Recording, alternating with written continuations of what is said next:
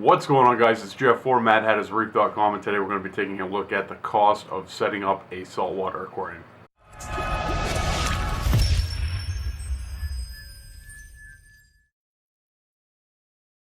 If you're new to Mad Hatters Reef, this is where I talk about saltwater aquariums and upload a new video every single week, because I love to share my aquarium and experiences with you guys. If that's something that you're interested in, hit the subscribe button. It won't cost a thing, I guarantee it. Alright guys, so something a little bit different today. We're going to be taking a look at a PowerPoint that I put together to kind of go over the total cost of the setup of the 220-gallon aquarium. So let's jump right into it.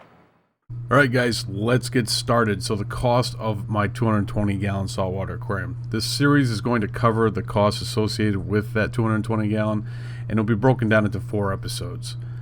The first one being the aquarium setup. That's going to be this video right here. The next one's going to be the stocking of the aquarium. The third episode is going to be the cost associated with maintaining the aquarium. And the final episode will be upgrading the aquarium. Now, this episode right here is going to cover the setup cost with my 220-gallon aquarium. One thing that you need to keep in mind, that a larger aquarium does cost more. Bigger aquarium equals more cost. And please be sure to visit MadHattersReef.com.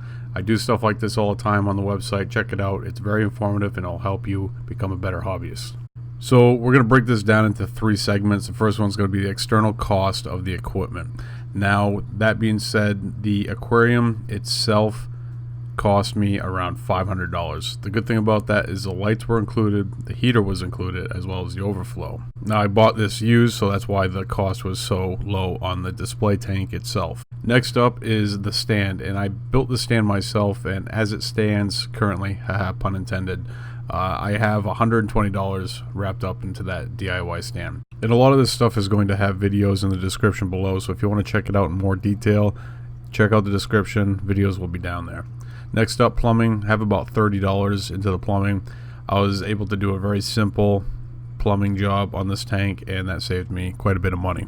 Next up for external costs was the Neptune Systems Apex. They go for around $800. Now, some people might argue whether or not you need a Neptune Systems Apex, but when you get up there and you have larger aquariums, an $800 insurance policy is pretty minimal in the grand scheme of things, especially what you get in return for having a Neptune Systems Apex. And I would go as far as to say that a Neptune Systems Apex is the best purchase you can make for your saltwater aquarium. Next up is the Tunzi ATO. Now that's ran me about $200, and that's a little higher end for an ATO, but still it's a solid performing ATO and well worth the money.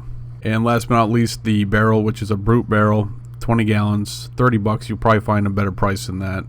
Solid ATO reservoir for the money. And when you tally it all together, external equipment total is $1,680. And that's probably twice as much what I paid for my first aquarium, which was a 55-gallon saltwater aquarium. Next up for the cost, we're going to be taking a look at everything inside the display aquarium. And first and foremost was the Ecotech Vortech MP40, which I paid $350 for that. Originally I was going to go with Ecotech products, but after I got into the Apex side of things, I definitely fell in love with that and ended up getting the Neptune Systems Wave Starter Kit. Now, I didn't end up using the one link. I only have used the Wave, so I could have saved myself a little bit of money and just bought the Wave pumps, which would have been around $400. Essentially could have saved myself $100 with just buying the pumps, but having that one link, and also I'm going to be installing the dose on my aquarium, so I'm probably going to be using that one link eventually. Next up is the Icecap Reef Cam, which it costs around $200. This is completely a luxury item,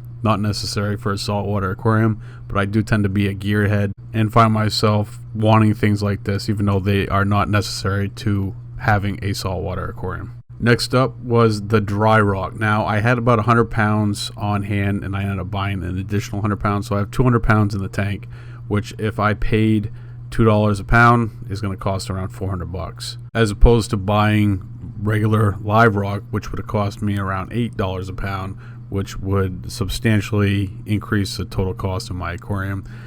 So the dry rock, even though that it does have its drawbacks and its benefits, saved me a lot of money.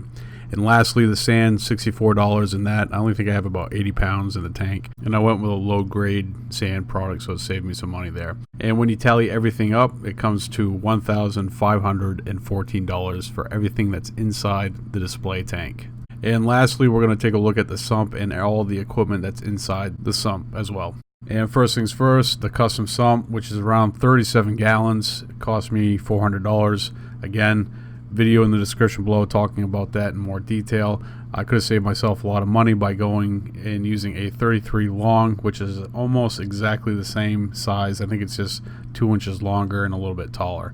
Could have saved myself a lot of money, but went with the custom sump, and eventually I'll go into that in a little bit more detail in an upcoming video. Next up is the Pellet Reactor, which is around $200. It's the F5 Max by Marine Biosystems, which is a solid pellet reactor for the money. Next up is the Aquamax Cone-S Q3 protein skimmer, which cost me $440. When it comes to aquarium setup cost, this is probably the one area that you cannot skimp on. It's very important, especially when you're using a pellet reactor, to have a protein skimmer that can handle the bio load. Next up is the Neptune Systems Probe Rack, $40, pretty pricey. There are some cheaper options out there, but I wanted to kind of keep it seamless and went with the Neptune Systems Probe Rack. And last but not least, the Ecotech Vectra M1 return pump, which cost me $350. It's a really good return pump and definitely worth the money. And when you tally everything up, it comes to $1,430. So let's take a look at the total cost of the 220 gallon aquarium.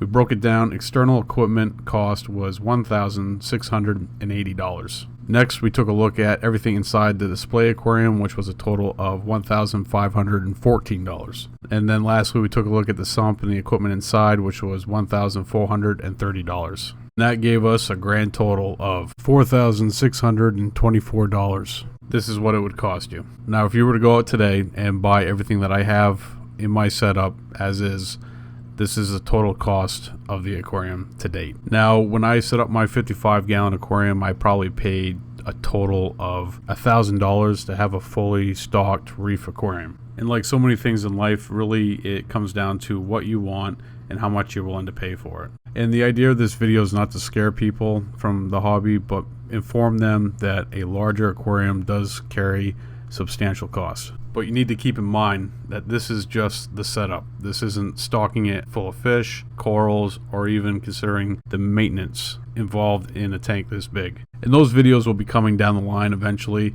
Right now I'm going to start working on stocking this tank, filling it up with fish, corals, and once I get that completed, I'll do another episode of this series of the cost of a saltwater aquarium. And if that's something that you're interested in, hit the subscribe button so you can stay up to date on all my videos as well as this series and videos that are going to be coming down the line. Alright guys, that's going to do it for today's video. If you enjoyed this video, hit the thumbs up, and I will see you next time right here with a brand new video.